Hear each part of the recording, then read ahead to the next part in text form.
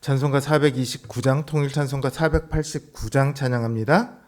429장, 세상 모든 풍파 너를 흔들어 찬양합니다. 세상 모든 풍파 너를 흔들어 약한 마음 낙심하게 될 때에 내려주신 주의 복을 세어라.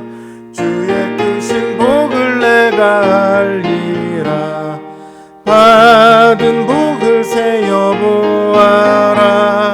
주의 크신 복을 내리라. 받은 복을 세어보아라. 주의 크신 복을 내가 알리라. 세상 근심 걱정 너를 누르고 십자가를 등에 지고 나갈 때 주가 내게 주신 복을 세어라. 두려움 없이 항상 찬송하리라. 받은 복을 세어보아라. 크신 복을 내가 알리라. 받은 복을 세어보아라. 주의 크신 복을 내가 알리라.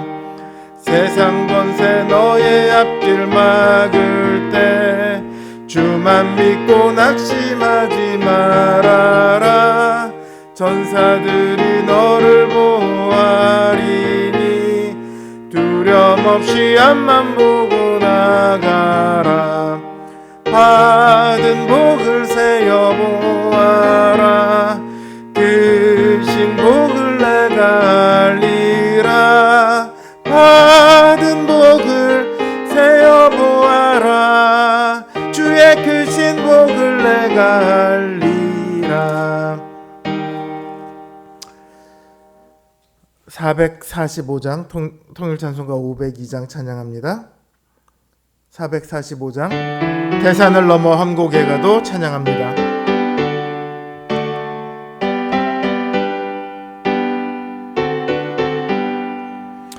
대산을 넘어 함곡에 가도 빛 가운데로 걸어가면 주께서 항상 지키시기로 약속한 말씀 변치 않네. 하늘의 영광 하늘의 영광 나의 맘속에 차고도 넘쳐 할렐루야를 힘차게 불러 영원히 주를 찬양하리. 캄캄한 밤에 다닐지라도 주께서 나의 길 되시고 나에게 밝은 빛이 되시니 길 잃어버릴 염려 없네. 하늘의 영광 하늘의 영광 나의 맘속에 차고도 넘쳐 할렐루야를 힘차게 불러 영원히 주를 찬양하리. 광명한 그 빛 마음에 받아 찬란한 천국 바라보고 할렐루야를 힘차게 불러 날마다 빛에 걸어가리.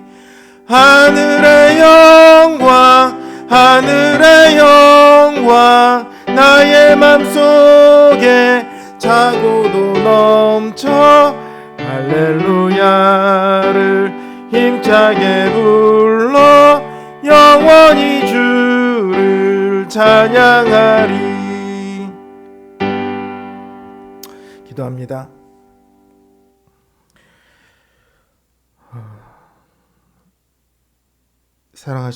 사랑하는 주님, 주님께서 우리를 사랑하시기에 또한 우리를 붙드시기에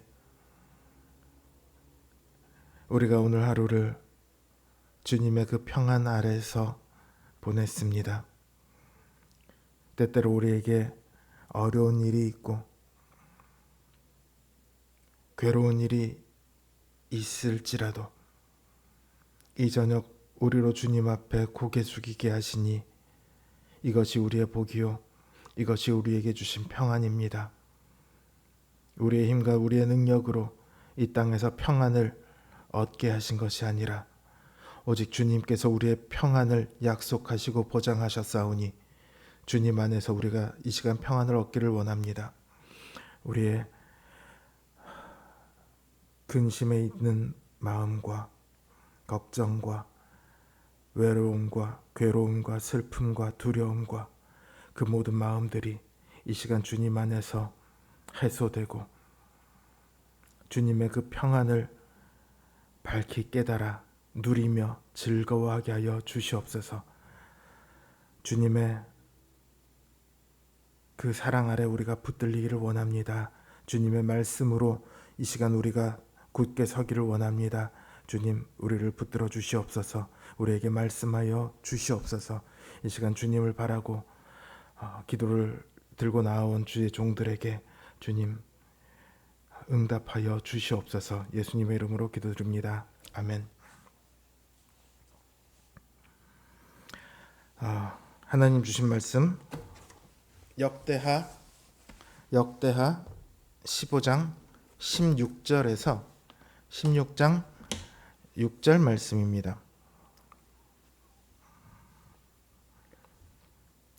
역대하 15장 16절에서 16장 6절 말씀, 제 성경 기준으로 구약성경 675면에 있습니다. 역대하 15장 16절에서 16장 6절까지 제가 받들어 읽겠습니다. 아사 왕의 어머니 마아가가 아세라의 가증한 목상을 만들었으므로 아사가 그의 태후의 자리를 폐하고 그의 우상을 찢고 빻아 기드론 시냇가에서 불살랐으니 산당은 이스라엘 중에서 제하지 아니하였으나 아사의 마음이 일평생 온전하였더라. 그가 또 그의 아버지가 구별한 물건과 자기가 구별한 물건 곧 은과 금과 그릇들을 하나님의 전에 드렸더니 이때부터 아사왕 제35년까지 다시는 전쟁이 없으니라. 아사왕 제36년에 이스라엘 왕 바아사가 유다를 치러 올라와서 라마를 건축하여 사람을 유다왕 아사에게 왕래하지 못하게 하려 한지라. 아사가 여호와의 전 곳간과 왕궁 곳간에 은금을 내어다가 다메섹에 사는 아람왕 베나닷에게 보내며 이르되 내 아버지와 당신의 아버지 사이에와 같이 나와 당신 사이에 약조하자. 내가 당신에게 은금을 보내노니 와서 이스라엘 왕 바아사와 세운 약조를 깨뜨려 그가 나를 떠나게 하라 하매 베나닷이 아사왕의 말을 듣고 그의 군대 지휘관들을 보내어 이스라엘 성읍들을 치되 이온과 단과 아벨마임과 납달리의 모든 국고성들을 쳤더니 바아사가 듣고 라마 건축하는 일을 포기하고 그 공사를 그친지라. 아사왕이 온 유다 무리를 거느리고 바아사가 라마를 건축하던 돌과 제목을 운반하여다가 게바와 미스바를 건축하였더라. 아멘. 아사왕과 유다의 백성들이 하나님만을 찾기로 맹세하고 난 후 그로부터 20년 동안 그 사방에 하나님께서 주시는 깊은 평안이 깃들었습니다. 이 평안은 언약을 지키는 자들에게 주어지는 상급입니다. 그러니까 이들이 20년 동안 평안했다는 사실은 그들이 20년 동안 언약을 잘 지켰다는 말이 되기도 하죠. 심지어 아사왕의 모친 마아가가 아세라의 가증한 목상을 만들었을 때 아사는 자신의 모친까지도 그 태후의 자리에서 쫓아내고 그 우상을 불살라 버리기까지 합니다. 그러나 한 가지 부정적인 언급이 남아 있습니다.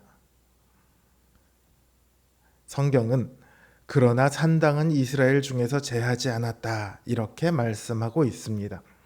아사왕이 온갖 부정한 것들, 이방신과 우상들을 다 제했습니다. 그러나 산당만은 남겨놓았어요.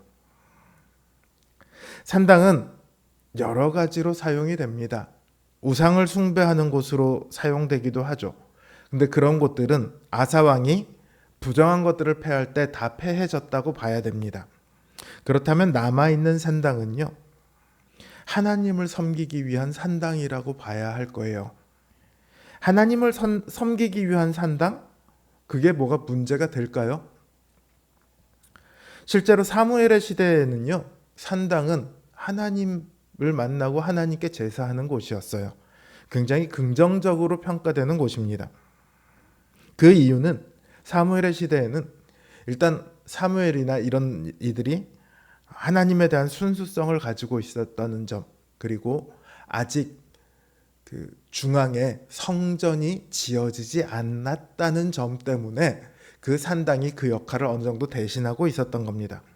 그러나 성전이 건축하고 나서는요, 더 이상 산당은 필요가 없어요. 중앙에 제사하는 곳이 있습니다. 그러니까 산당으로 갈 이유가 없습니다. 아니, 가서는 안 됩니다. 그럼에도 산당이 남아 있어요. 이 산당은 그럼 뭐냐면 자기 편할 대로, 자기 원하는 대로 하나님께 제사 드리는 곳이 되어버렸습니다. 그런데 그런 산당을 남겨놓아요. 제사 제도가 당연히 문란해질 수밖에 없어요. 하나님이 정하신 장소를 벗어난 제사 제도는요, 결국 자기의 생각에 따른 제사 제도로 변질될 수밖에 없습니다. 제사 제도는 이스라엘 신앙의 근본이거든요. 제사 제도가 흐트러지면요, 하나님과의 관계가 멀어집니다. 그리고 믿음도 사라지죠. 아사 왕이 산당을 남겨놓았다라는 이 사실은 이후에 있을 일들에 대한 원인이 됩니다. 16장 1절에 그 산당을 남겨놓은 일의 결과가 나타났습니다. 20년간의 평안이 끝이 나고 전쟁이 벌어집니다. 그 말은 그들이 언약을 제대로 지키지 못했고 믿음도 사라졌다, 이런 의미가 되겠죠. 북이스라엘 왕 바하사가 유다를 치러 와요. 예루살렘 북쪽에 라마성을 건축해서 사람들이 유다로 출입하지 못하게 하려고 합니다. 그러자 아사 왕은 여호와의 전 곳간과 왕궁 곳간의 은금을 가져다가 다메섹의 아람 왕 벤하닷에게 보냅니다. 우리가 벤하닷 하면 좀 익숙한 이름이에요. 엘리야의 시대 아합 왕과 대적했던 사람이 벤하닷이죠. 그 사람은 벤하닷 2세고요. 여기 나오는 벤하닷은 벤하닷 1세입니다. 벤하닷 1세는 아사 왕의 부친인 아비야와 동맹을 맺었던 사람이에요. 그런데 그 동맹을 저버리고 북이스라엘의 왕 바하사와 동맹을 맺습니다. 바하사는 등 뒤에 있는 남유다와 사이가 안 좋은데 북이스라엘이 있고 남유다가 있고, 그러면 이스라엘의 그 북쪽에 이 아람이 있다고요. 그러니까 북이스라엘이 남유다를 침공하고자 하면 등 뒤에 있는 아람이 늘 걱정이 되죠. 근데 이 아람이 동맹이에요. 그러니까 아무 걱정 없이 남유다를 쳐들어올 수 있게 되었습니다. 그렇게 유다를 침공하려고 옵니다. 근데 아사 왕이 베나닷한테 은금을 보내가지고 다시 동맹을 맺자고 하니까요, 이 베나닷이 바사를 배신하고 도리어 북이스라엘을 공격해 들어갑니다. 그 덕에 북이스라엘이 깜짝 놀라서 부랴부랴 돌아가죠. 남유다는 북이스라엘에서 위협에 벗어납니다. 뿐만 아니라 라마성을 건축하려고 갖고 왔던 그 재료들을 가지고 오히려 북이스라엘에 속해 있던 게바와 미스바까지 치고 들어가서 그곳에 성읍을 세워버립니다. 이로써 남유다는 위기를 벗어났어요. 오히려 영토를 넓혔습니다. 그런데 이걸 성공이라고 할 수 있을까요? 베나닷은 자기에게 유익이 있다면 신의 일을 얼마든지 어길 수 있는 사람입니다. 철저히 유익에 따라 움직이는 이익이 곧 정의인 사람이에요. 그런 사람과 동맹을 맺어서 도움을 받았다는 것은요, 아사왕 역시 그런 흐름에 동참했다는 겁니다. 게다가 하나님께 드려진 성물을 세상 왕의 마음을 사는 도구로 사용했어요. 하나님의 이름과 영예를 더럽히고 모독한 겁니다. 이 일을 통해 아사 왕은 더 이상 하나님을 의지하지 않는 그 믿음의 밑바닥을 고스란히 드러내었습니다.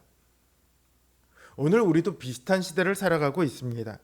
유익만 되면 무엇이든지 할 수 있는 시대입니다. 결과만 좋으면 어떻게 하든 상관이 없는 그런 시대입니다. 자기가 원하는 방식대로 살아가는 시대입니다. 그러나 하나님께서는요, 결과가 아니라 마음을 보십니다. 얼마나 유익이 되었느냐가 아니라 얼마나 하나님을 의지하느냐를 보십니다. 자기가 원하는 대로 원하는 방식대로 하는 것이 아니라 하나님의 방식대로 했느냐를 따지십니다. 한마디로 그 믿음을 보시는 거예요. 유익을 따라서 세상을 쫓을 것이냐, 믿음을 따라서 하나님을 의지하고 순종할 것이냐, 이걸 보셔요. 우리에게 약속된 평안은요, 믿음의 결과입니다.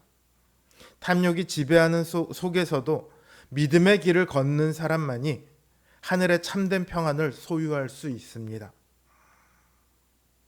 믿음을 붙드십시오. 주님의 평안이 우리 성도님들의 삶 가운데 평안이 임하기를, 충만히 임하기를 주님의 이름으로 기원합니다. 이제 각자 기도 제목을 놓고 기도하도록 하겠습니다.